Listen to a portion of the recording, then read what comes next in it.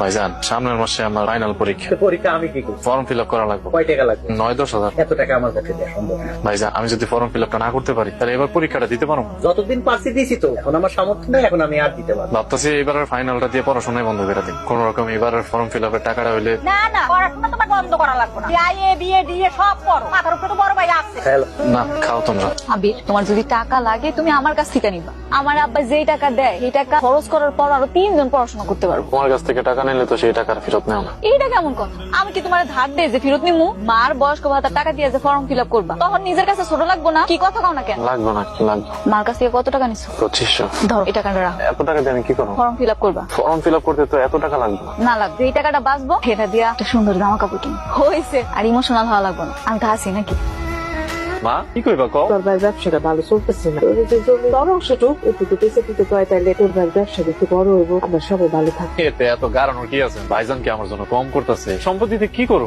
তাহলে তো হয়েই গেল। ভাইজান 3-4টা চাকরির আবেদন করতে হবে, 500 টাকা লাগবে ভাইজান। না রে ভাই, এখন আমার কাছে 500 টাকা মানে 5 লাখ টাকা সমান। এখন থেকে নিজের রাস্তা নিজে পাইছেন। আমি তো কবে থেকেই শুনতেছি চাকরি কি আর হয় না তোমার, নাকি কৌশলে ভাইয়ের টাকা নষ্ট করা। আমরা তো পড়াশোনা করছি, এত কারি টাকা লাগে না আমার। আমার মনে হয় না যে আমি আর চাকরি পাম। চলো না আমরা দুজনে পালাই যাই, কি কইতেছো তুমি সব? তারা ছাড়া আমার আর উপায় আছে? আমার লাইফে যে কি হইব আমি নিজেও জানি। ঠিক মতো পড়াশোনাটা করো, দেখবে একটা না একটা গতি ঠিকই। তোমার খরচের টাকা যা লাগে আমি তুমি আর কত দিবা আমারে কও? আনিতে পারলে আমার হারানোর জন্য প্রস্তুতি নাও।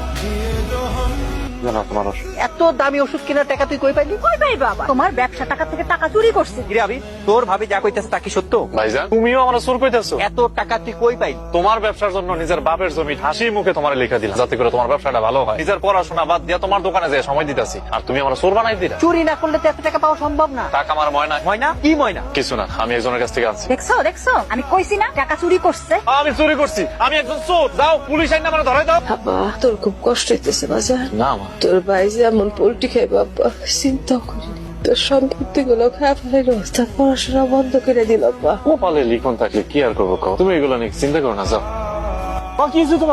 ভাইজান বেলা তো অনেক হইল, একটা ব্যবস্থা করো। কি ব্যবস্থা করবো তোমার ভাইজান? কাপন কাপন করার ব্যবস্থা করতে হইব না? করো, সব কি ভাইজানি করতে হইব? তোমার কোনো মুরদ নাই? আমার কাছে তো টাকা নাই। বাজার করা লাগে ক, কিনা নিয়ে আয়। টাকা দাও না ভাইজান। ওরে বাবা, টাকা লাগবো তো, সবকিছু কি আমারই করা লাগবে? মায়ের কি খালি আমি একাই পুত? তুই না, আমি একটা টাকা খরচ করতে পারবো, তুই নিজে পারলে নিজে কই। এমনকি মায়ের লাশ এইভাবে পড়ে থাকবো? সগীর, তুমি কি মানুষ না অন্য কিছু? তোমার মা মারা গেছে আর তুমি তার আপন কাপনের ব্যবস্থা না করে খাওন নিয়ে বইছো। এত আল্লাহ দেখাইতে আইবেন না। মা আমার, আপনার না। তুমি আমার ক্ষমা করে দিও। তুই বের হয় এই বাড়ি থেকে। কি কইতেছো ভাই? আমার বাড়ি থেকে আমি বের হয়ে যাবো? কোনটা তোর ঘর? এই বাড়িতে তোর কোনো ঘর নাই। আমার বাড়িতে আমার কোনো ঘর নাই। এটা যে তোর বাড়ি, এই কথা তোরে কে কইল? যে আমার নামে জমি লেখা দিছ, সেটা ভুলে গেছো? ভাইজান কি কইতে